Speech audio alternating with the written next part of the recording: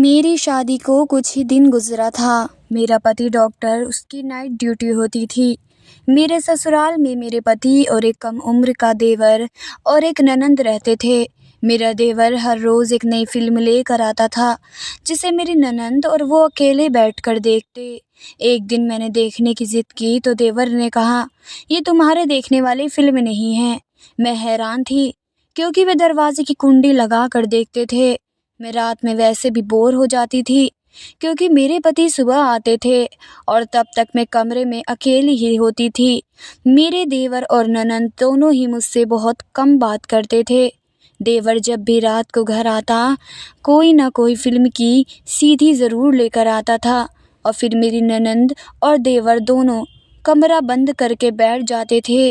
मेरे ससुराल में एक ही टीवी था जो मेरे देवर के कमरे में ही होता था। मुझे उनकी ये हरकत बिल्कुल अजीब सी लगती थी। भला ऐसी कौन सी फिल्म थी जो बंद कमरे में सबसे छुप के देखी जाती थी? मैं सोच कर रह जाती थी।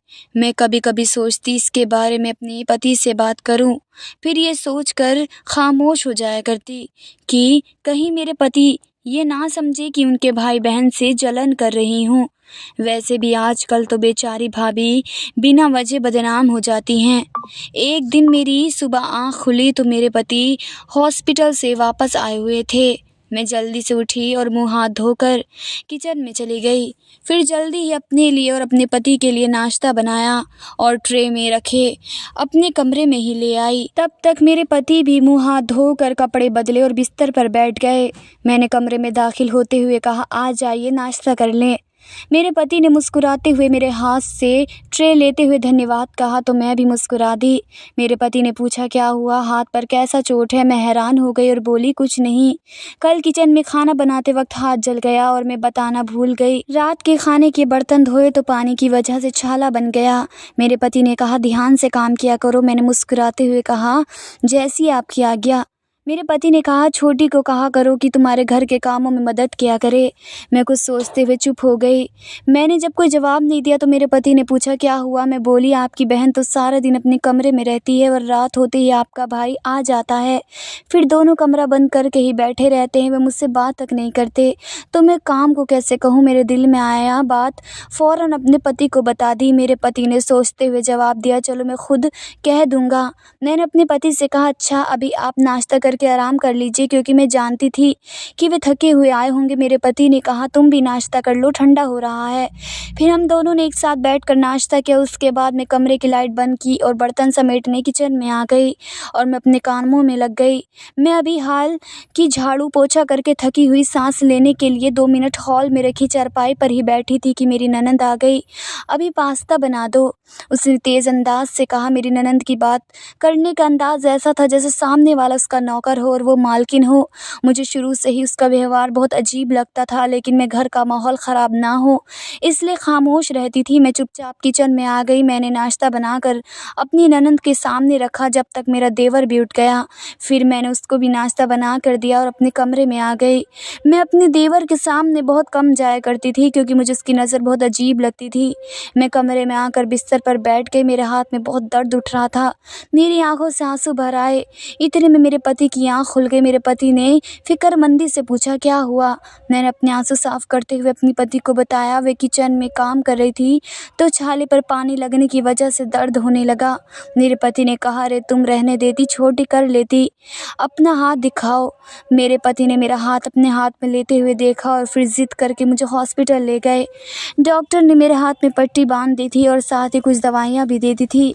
हॉस्पिटल से हमें घर आई तो वैसा का वैसा ही पड़ा हुआ था। नाश्ते के बर्तन जो मैंने अपनी ननंद और देवर को दिए थे वैसे ही हॉल में रखे टेबल पर पड़े हुए थे। मुझे बहुत गुस्सा आया लेकिन खामोश थी। तभी मेरे पति ने चेयर पर बैठते हुए पूछा, ये बर्तन अब तक यहीं रखे हुए हैं? मैंने कहा, हॉस्पिटल जाने से पहले आपकी बहन और भाई को नाश्ता दिया था तो वो बर्तन ऐसे ही छोड़ कर चले गए। मैं भी उठा देती हूँ और बर्तन समेटते हुए मैं ट्रे में रखने लगी। तुम रहने दो, डॉक्टर ने तुम्हें कम काम करने से मना किया है, वरना चोट नहीं भरेगी। और मुझे चेयर पर बैठने का इशारा किया तो मैं उनके पास बैठ गई। मेरे पति ने अपनी बहन को आवाज़ दी। मेरे पति अपनी बहन को छोटी कहकर पुकारते थे। उनकी शायद शुरू से ही आदत थी। उनकी बहन कहीं से भी छोटी नहीं लगती थी। वक्त पर शादी हो जाती तो अब तक 2 छोटे छोटे बच्चों की माँ होती। जी भाई, मेरी ननंद मोबाइल चलाते हुए गुस्से से पूछने लगी। मेरे पति ने मेरी ननंद से कहा, ये बर्तन समेट कर किचन में ले जाओ और इन्हें धो कर भी रख देना। वो गुस्से से अपने भाई की तरफ देखी। मेरे पति ने कहा, इतना हैरान होने की बात नहीं है, तुमने खाया है ना तो उठा कर रख दोगी तो कोई फ़र्क नहीं पड़ेगा। जब घर में सब लोग रहते हैं तो काम सिर्फ एक क्यों करे? और वैसे भी डॉक्टर ने तुम्हारी भाभी को पानी में हाथ डालने से मना किया है। मेरी ननंद पैर पटक कर बढ़ा कर उठा कर किचन में चली गई। मैंने अपने पति को देखा। मेरे पति बहुत अच्छे थे। वे मेरा बहुत ख्याल रखते थे। मुझे कभी किसी चीज़ की कोई परेशानी नहीं होने देते थे। बस मुझे मेरी ननंद और मेरा देवर का व्यवहार बहुत अजीब सा लगता था। वे दोनों अपनी ही दुनिया में मगन रहते थे। ना ही बात करने की उन्हें तमीज़ थी। सबकी मेरी ननंद और मेरे देवर की बराबरी में मेरे पति बहुत ही अच्छे से बात करते थे। मुझे तो कभी कभी लगता है कि मेरे पति की अम्मी ने उन्हें ज़रूर कहीं से गोद लिया होगा, या फिर देवर और ननंद को खुद ही सोचकर अपनी ही सोच पर हंस देती थी। शाम को मेरे पति अपनी ड्यूटी पर चले गए तो मैं हॉल में आकर बैठ गई थी। मेरी ननंद किचन में थी, क्योंकि मेरे पति ने मेरी ननंद को सख्ती से मना कर दिया था कि मुझे घर का कोई काम नहीं करने देना। अपने भाई की बात मानते हुए आज वो किचन में खाना बना रही थी। कुछ ही देर बाद दरवाजे पर दस्तक हुई। कौन है? मैंने दरवाजे के पास जाते हुए पूछा। भाभी, मैं, मेरे देवर ने कहा। तो मैंने दरवाज़ा खोल दिया। फिर मेरा देवर घर में दाखिल हुआ तो सीधा मेरे ननंद के कमरे में चला गया। लेकिन जब मैंने ननंद को कमरे में ना पाया तो आवाज़ ही देने लगा। फिर मेरी ननंद ने किचन से आवाज़ लगाई, वो तो किचन में चला गया। दोनों आपस में धीरे धीरे कुछ बातें कर रहे थे। मैं हॉल में रखे सोते पर बैठी हुई थी। मुझे उसकी आवाज़ें सही से सुनाई नहीं दे रही थी। फिर अचानक मेरे देवर का फ़ोन बजने लग गया तो वो कोई सीडी मेरी ननंद को दे गया और फ़ोन कान से लगा लिया और घर से बाहर निकल गया। मेरी ननंद ने खाना पकाते हुए वे सीडी वहीं किचन में रख दी और किचन से बाहर रखे टंकी से पानी ले रही थी, लेकिन मेरी नज़र इन दोनों पर थी। मैं किचन में गई। मेरी ननंद सब्ज़ी काट रही थी। मैं उससे बातें करने लगी। वो मुंह बनाए हुए कुछ बातों का जवाब देती और कुछ को इग्नोर कर देती। मैंने उसकी नज़रों से बचकर वे सीडी अपने पल्लू में छिपा ली। मैं किचन खाने से बाहर निकलने लगी थी कि वो सीडी मेरे पल्लू से निकलकर ज़मीन पर गिर गई। मेरी ननंद ने फ़ौरन मुझे देखा। मैंने अनजान बनते हुए पूछा कि सीडी कहाँ से आई है, और वे सीडी उठाई ताकि मेरी ननंद को मुझ पर शक ना हो कि मैं इस पर और अपने देवर पर नज़र रख रही हूँ। ये मेरी है, मुझे दीजिए। मेरी ननंद झट से मेरे हाथ से वो छीन ली और जल्दी से वे सीडी लेते हुए अपने कमरे में चली गई। सब ने खाना खा लिया तो मेरी ननंद और मेरे देवर ने हमेशा की तरह अपने कमरे में कोई फिल्म लगा ली थी और दरवाजे को कुंडी लगा ली थी। मैं अपने कमरे में चक्कर काट रही थी। फिर अपने घर पर फ़ोन आकर बातें करने लगी और फिर पता ही नहीं चला कि कब आँख लग गई। अगले दिन मैं सुबह उठकर हमेशा की तरह कामों में मशरूफ़ हो गई। फिर काम पूरा करके कमरे में आई तो मेरे पति ने कहा कि जब तक मेरा हाथ ठीक नहीं हो जाता अपने मायके चली जाऊंगी, ताकि मुझे आराम मिले और हाथ जल्दी ठीक हो जाए। मैं जल्दी जल्दी तैयार हुई और बैग में कुछ कपड़े रख लिए और अपने पति के साथ अपने मायके चली गई। मैं सुबह उठी तो मेरे पति की कॉल आ गई। थोड़ी देर उनसे बात की। वे थके हुए सोए थे। मम्मी ने मुझे नाश्ते के लिए बुला लिया। मैं नाश्ते के लिए हॉल में आ गई। मम्मी टेबल पर नाश्ता लगा रही थी। फिर हम सब ने एक साथ नाश्ता किया। मैं धीरे से बर्तन समेटने लगी। मम्मी ने मुझसे कहा, अरे बेटा बैठो, यहाँ तो मैं कर लूँगी। मैंने कहा, वहाँ भी तो मैं करती हूँ ना, यहाँ भी कर लूँगी। मम्मी ने मुस्कुराते हुए कहा, नहीं कोई ज़रूरत नहीं है, आराम के लिए आई हो तो आराम करना, वरना दामाद जी क्या कहेंगे कि मेरी सास ने मेरी पत्नी को आराम भी नहीं करने दिया। और मेरे हाथ से बर्तन लेकर किचन में चली गई। मैं अभी वहीं ऐसे ही बैठी हुई थी कि अचानक दरवाजे पर दस्तक हुई। मैंने पूछा, तब मालूम हुआ कि मेरी दोस्त थी जो हमारे ही गांव में रहती थी। उसे मेरे आने की खबर मिल गई। वो मुझसे मिलने आ गई। मेरी दोस्त ने मुझसे गले मिलते हुए पूछा, कैसी हो? बिल्कुल ठीक हो तुम, सुनाओ? मैंने मुस्कुराते हुए उससे पूछा। उसने कहा, मैं भी ठीक हूँ। मैंने उससे हॉल में रखे सोफ़े पर बैठने को कहा तो वहाँ बैठ गई। फिर मैं भी उसके साथ बैठी। मेरी दोस्त ने मुंह बनाते हुए कहा, तुम तो भूल गई हो। बस यार, शादी के बाद इंसान किचन झंझटों में फंस जाता है।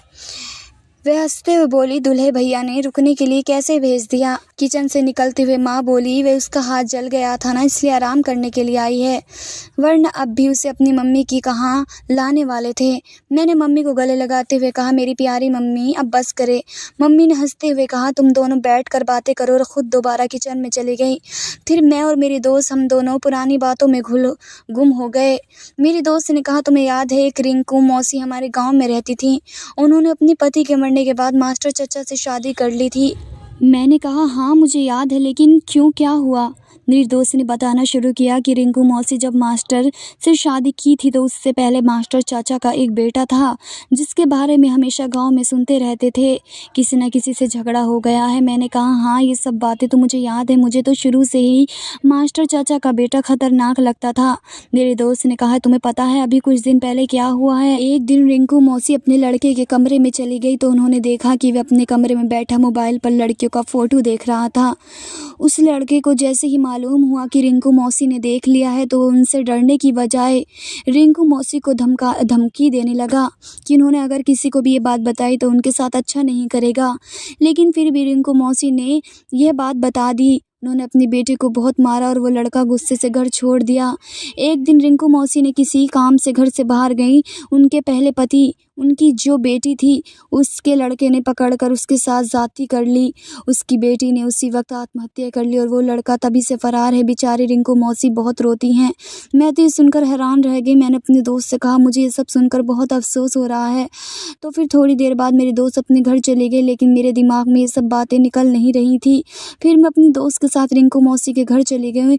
मुझे उन्हें देखकर बहुत दुख हो रहा था। जवान बेटी की मौत उनके लिए बहुत बड़ी दुख की बात थी। मैं उनको कुछ दिन पहले ही देखी थी, इस वक्त क्या से क्या हो गई हैं।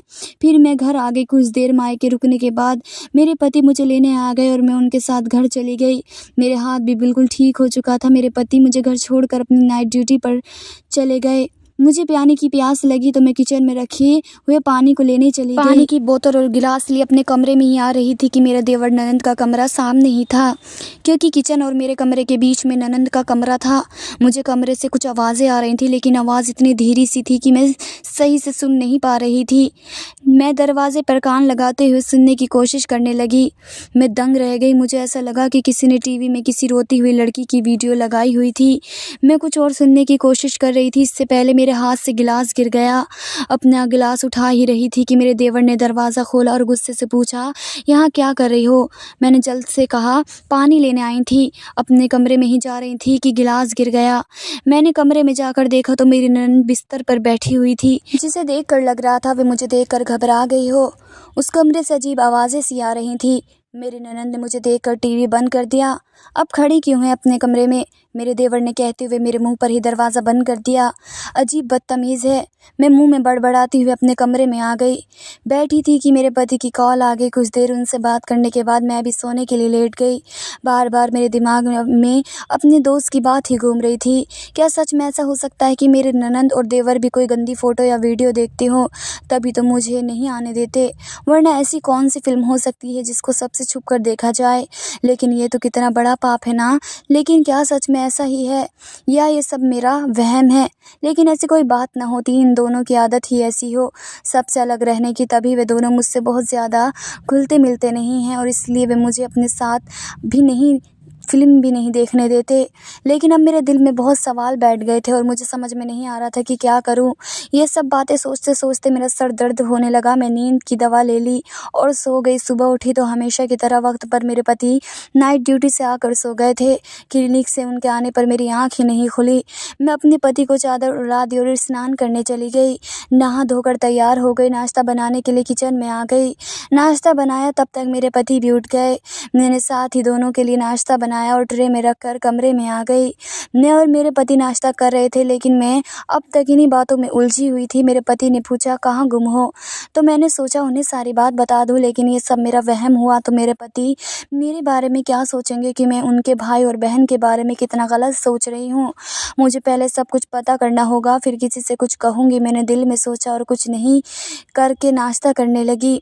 अगली रात में उनके आने से पहले ही उनके कमरे में छुप कर बैठ गई, क्योंकि अब मुझे सारी सच्चाई जाननी थी। कुछ ही देर बाद मेरे देवर और ननंद कमरे में दाखिल हुए और हमेशा की तरह उन्होंने दरवाजे में कुंडी लगा ली। मैं खामोशी से बैठी हुई थी। मेरे देवर ने अपनी जेब से एक सीडी निकाली और लगाई। मैं फिल्म शुरू होने का इंतज़ार कर रही थी कि क्या ये सब सच है या सिर्फ मेरा वहम। आज सब मालूम हो जाएगा। लेकिन जैसे ही उन्होंने फिल्म लगाई, मैं देखकर अपनी ही सोच पर शर्म से पानी पानी हो गई। वह फिल्म तो कोई फिल्म नहीं थी, बल्कि किसी जगह की रिकॉर्डिंग थी। देखने से मालूम हो रहा था कि कोई छोटा सा कमरा है जिसमें दरवाज़ा और एक खिड़की नज़र आ रही थी। उसमें बहुत सारे बच्चे थे जिनकी उम्र 5-6 साल से 16 साल तक की होगी। उनमें लड़के लड़कियां दोनों थे और एक कमरे में पड़े हुए थे। इन्हें देखने से मालूम हो रहा था कि जैसे उन्हें बहुत दिन से पकड़कर यहाँ रखा हुआ हो। इनमें से एक लड़की बहुत तेज़ रो रही थी और साथ साथ कह रही थी कि उसकी माँ बीमार है और वे मेरा इंतज़ार कर रही हैं। वह लड़की लगभग 16 साल की थी। उसकी आवाज़ में पहचान गई। जिस दिन मैंने कमरे के बाहर से आवाज़ सुनी थी तो इसी लड़की की थी।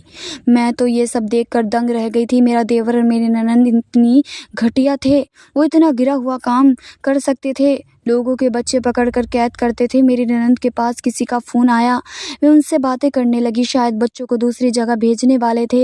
मेरे देवर ने कहा कि कल सारे बच्चों को दुबई में सप्लाई कर देगा ताकि दूसरे बच्चों को रखने की जगह बने। और फिर थोड़ी देर बाद वे दोनों सो गए। मैं बिना आवाज़ किए कमरे से निकली और अपने कमरे में आ गई। ये सब देखकर मेरा दिमाग ही घूम गया। मुझे कुछ समझ में नहीं आ रहा था मैं क्या करूं क्या नहीं। मुझे उन सब बच्चों को बचाना था। मैं सारी रात कमरे में टहल कर जागती रही। जब सुबह हुई कुछ देर बाद ही मेरे पति घर आ गए। मेरे पति ने पूछा, क्या हुआ, इतनी परेशान क्यों हो? फिर मैंने डरते डरते सारी बात उन्हें बता दी। पहले तो मेरे पति को ये सब झूठ लगा। उन्होंने मुझ पर भरोसा ही नहीं किया। लेकिन मैंने उनके साथ मिलकर एक उपाय बनाया और उन्हें भी इस रात कमरे में लेकर छिप गई। वहाँ की सारी बातें पे रिकॉर्ड कर ली। मेरा पति तो इसी वक्त उनके सामने जाने वाला था, लेकिन मैंने उनसे ऐसा करने से मना किया। कमरे से बाहर आते ही मेरे पति ने अपनी बहन भाई की मदद करने की बजाय इंसानियत से फैसला किया और उन दोनों के कारनामों को पुलिस को बता दिया। इन दोनों का अरेस्ट करके सारे बच्चों को अच्छे से उनके घर पहुंचा दिया गया। अपनी अपनी ज़िंदगी से वे बहुत खुश हूँ और मेरे पति मुझसे बहुत मोहब्बत करते हैं। वे बहुत अच्छे इंसान हैं और उन्होंने सच का साथ दिया, जिसकी वजह से मेरे देवर और ननंद दोनों अपने किए की सज़ा जेल में भुगत रहे हैं। इंसान कितने ही होशियार से गलत काम क्यों ना करे, लेकिन वो एक ना एक दिन सबके सामने आ ही जाता है। इन दोनों ने न जाने कितने माँ बाप की बद्दुआ ली थी जो आज इस हाल में हैं। धन्यवाद दोस्तों।